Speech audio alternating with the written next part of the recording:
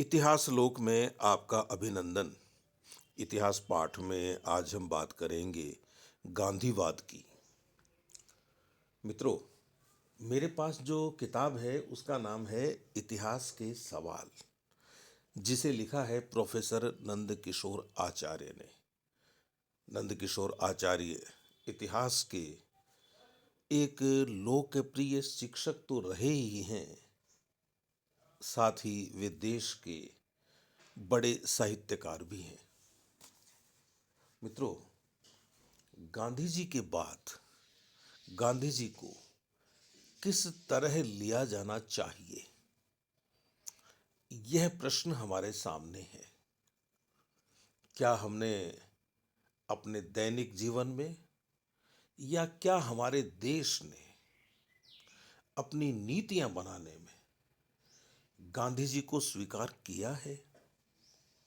जहां तक दर्शन की बात है, क्या यह जरूरी है कि गांधी को याद रखने के लिए हम उनके नाम के साथ वाद शब्द जोड़ें?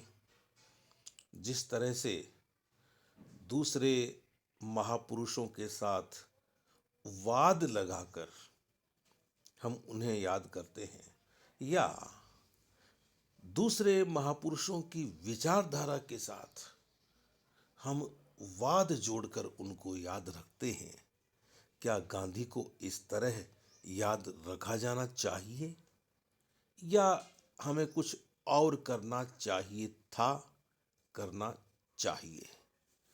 कुछ प्रश्न इतिहास के विद्यार्थी के मन में उठ सकते हैं।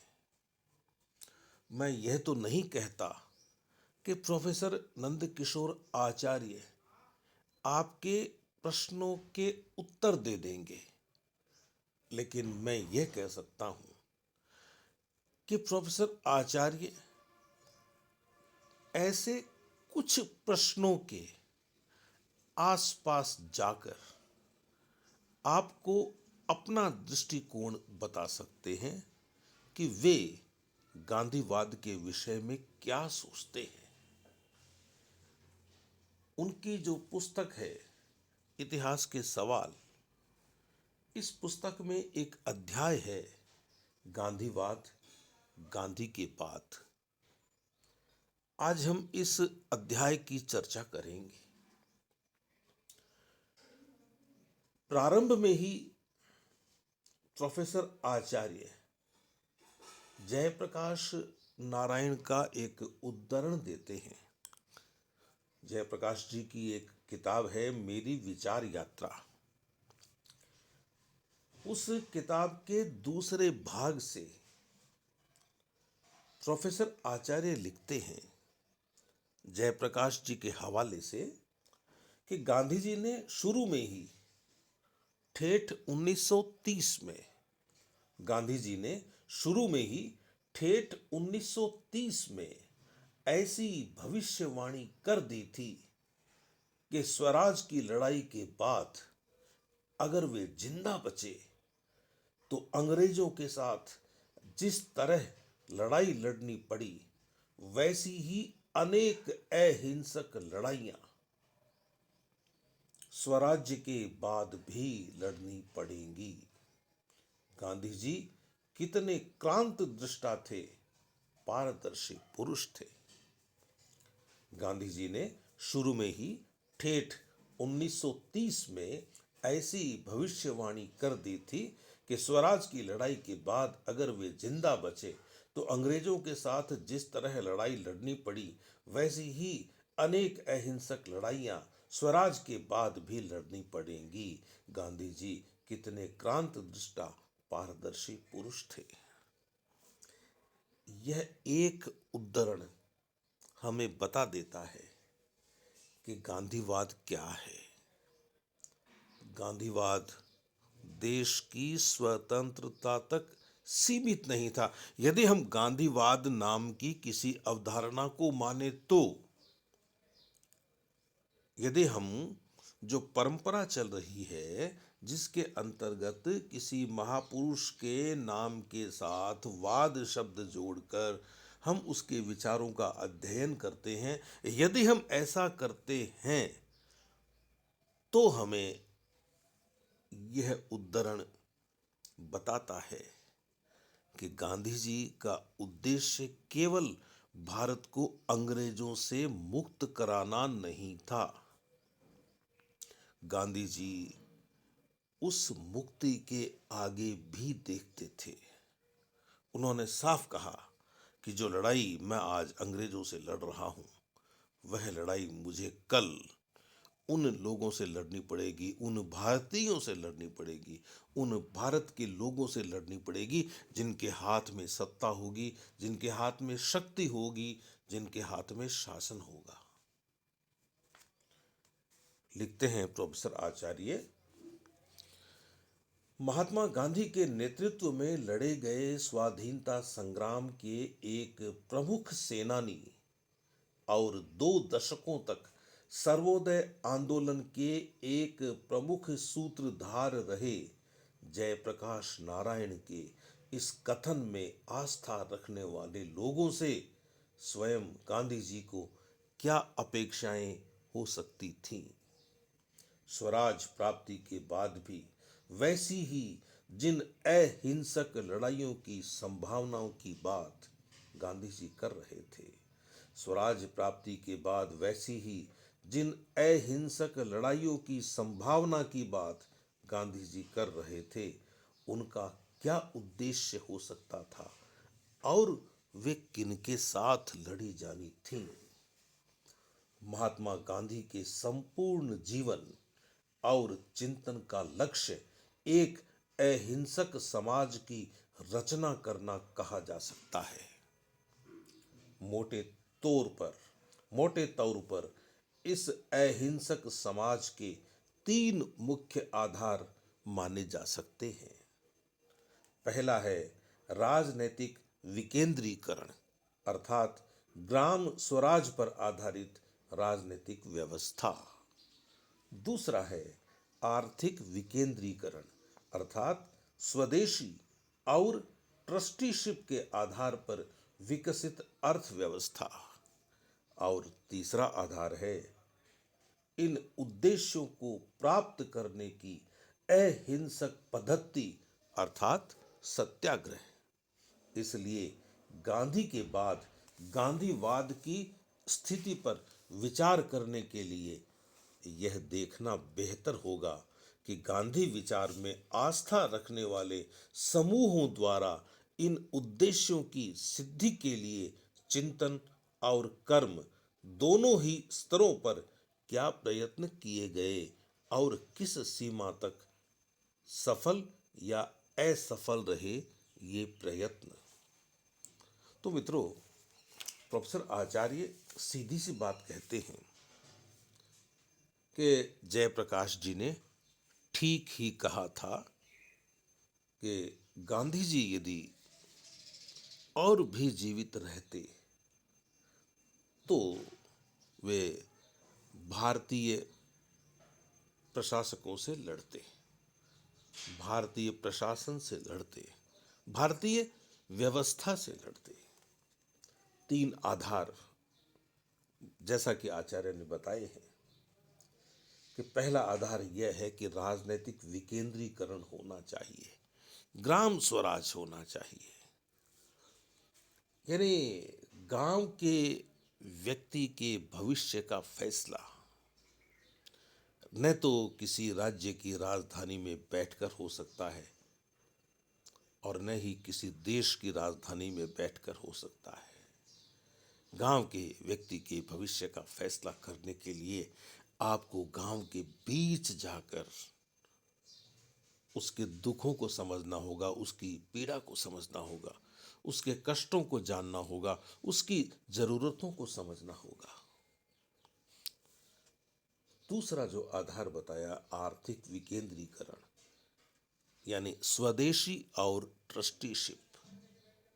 स्वदेशी का सीधा सीधा मतलब है अपने देश का, लेकिन मित्रों मैं आपको बता दूं कि हमें स्वदेशी के विचार का भी विकेंद्रीकरण करना पड़ेगा।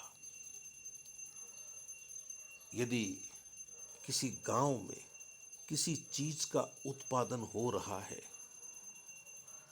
और वह गांव के लोगों को नहीं मिल रही है, गांव से बाहर दूसरे जिले में भेजी जा रही है या दूसरे राज्य में भेजी जा रही है या दूसरे देश में भेजी जा रही है, तो वह स्वदेशी की भावना के अनुरूप नहीं है। आप हिमाचल के किसी गांव में चले जाइए, मेरा अनुभव है। मैंने ये पूछा कि ये जो सेब हैं इस गांव के, मैं इन सेबों का स्वाद चखना चाहता हूँ, ये मुझे कहाँ मिलेंगे? तो मुझे बताया गया कि साहब आप बागानों तक तो जा नहीं सकते, वे सब पैसे वाले लोगों के हैं, और वहाँ जो उत्पादन होता है वह बागान से, सेब के बागान से सीधा बाहर चला जाता है। हमारे बाजार में आपको इन बागानों के अच्छे सेब नहीं मिलेंगे। मुझे बड़ा आश्चर्य हुआ। और फिर जब मैंने यही स्थिति दूसरे स्थानों पर देखी तो मुझे यह समझ में आया कि जिस व्यक्ति ने, गांव के जिस व्यक्ति ने जो उत्पादन किया है उसका लाभ उसको मिल ही नहीं रहा है। उसके विक्रय में लाभ की बात तो बाद की है, वह उसका उपयोग ही नहीं कर पा रहा है। तो यह स्वदेशी की भावना का उल्लंघन है। भले ही आपने एक गांव में उत्पादित चीज को किसी दूसरी जगह बेच दिया हो, 200 किलोमीटर पे, 400 किलोमीटर की दूरी पे जाकर। समझने की बात यह है कि जो लोग जहां रह रहे हैं उनको वहाँ के संसाधनों का लाभ मिलना चाहिए ताकि उनका जीवन स्तर ऊंचा आए। तो स्वदेशी की जो विचारधारा है उसको विकेंद्रीकृत करके समझने की आवश्यकता है। और ट्रस्टीशिप, हम सब जानते हैं कि यदि पूंजीपति खत्म हो जाएगा तो मजदूर भी खत्म हो जाएगा। तो इस विचार को लेकर हम सामाजिक समता की स्थापना नहीं कर सकते कि हम पूंजीपतियों को, पैसे वालों को नष्ट कर दें, खत्म कर दें। यह नहीं हो सकता। गांधी जी ने सरल सी बात कही कि उन लोगों को यह समझाओ कि ये जो है वो तुम्हारा नहीं है, सभी का है, आप तो सिर्फ इसका संरक्षण कर रहे हो। और यदि वे नहीं समझते हैं तो आप सत्याग्रह करो, आप लोगों को साथ लेकर सत्याग्रह करो। और यदि आप लोगों को साथ लेकर सत्याग्रह नहीं कर पा रहे हैं, आपको साथ नहीं मिल रहा है, तो आप व्यक्तिगत सत्याग्रह करो। ये दुनिया बदलेगी। हो सकता है कि ये दुनिया आपके रहते नहीं बदले, कोई बात नहीं, वह आपके बाद बदल जाएगी। लेकिन आप अन्याय के विरोध में, अन्याय के विरुद्ध, अन्याय के खिलाफ इस तरह से लड़कर जाओ कि आपके बाद भी लड़ने वाले खड़े हो जाएं। और आपकी लड़ाई अहिंसा पर आधारित होनी चाहिए। मैं ये समझता हूं कि यह विचार यदि ऊपर से लेकर नीचे तक आता रहे, यदि स्वदेशी के विचार का या ट्रस्टीशिप के विचार का विकेंद्रीकरण नीचे तक हो जाए, और भारत में तो ऐसी परंपरा है कि यहाँ ट्रस्टीशिप का विचार, न्यासधारिता का विचार, न्यासिता का विचार किसी न किसी रूप में नीचे तक आया हुआ है। केवल मनुष्यों की चिंता नहीं, हम तो सभी जीवों की चिंता करते हैं। हमारी माताएं, बहनें सुबह सुबह चींटियों को आटा डालने क्यों जाती हैं? क्या वे सारी पूंजीपति हैं, सारी उद्योगपति हैं? नहीं है। अपने हिस्से की रोटी में से रोटी निकालकर, अपने हिस्से के अनाज में से अनाज निकालकर, अपने हिस्से के दाने में से दाना निकालकर, अपने हिस्से के पानी में से पानी निकालकर पशुओं की व्यवस्था करना, पक्षियों की व्यवस्था करना, यह ट्रस्टीशिप नहीं तो और क्या है। बस इस विचार के विस्तार की आवश्यकता है। और जो तीसरी बात है, तीसरा जो आधार है, वह आधार है सत्याग्रह का। मैंने पहले ही कहा कि लोग ये कहते हैं कि बंदूक की गोली से समानता स्थापित की जा सकती है, तो वे गलत कहते हैं। आपको लड़ना पड़ेगा, लेकिन आपको अहिंसा से लड़ना पड़ेगा। आप हिंसा के विरोध में यदि हिंसा से खड़े होंगे, हिंसा के विरोध में यदि आप हिंसा का विचार लेकर खड़े हो जाएंगे, तो उत्पत्ति हिंसा की ही होगी और फिर यह क्रम कभी टूटेगा नहीं। तो मित्रों, गांधीवाद हमें शब्द देना चाहिए या नहीं, गांधीवाद की अवधारणा होनी चाहिए या नहीं, गांधी के साथ हम वाद लगाकर बात करें या नहीं, यह एक अलग प्रश्न है। लेकिन गांधी किसी भी रूप में प्रासंगिक हैं तो इसलिए हैं कि वे ग्राम स्वराज की बात करते हैं, वे स्वदेशी या ट्रस्टीशिप की बात करते हैं और सत्याग्रह की बात करते हैं। इस बिंदु पर हम चर्चा जारी रखेंगे।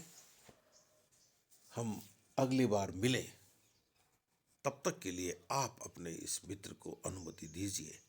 नमस्कार।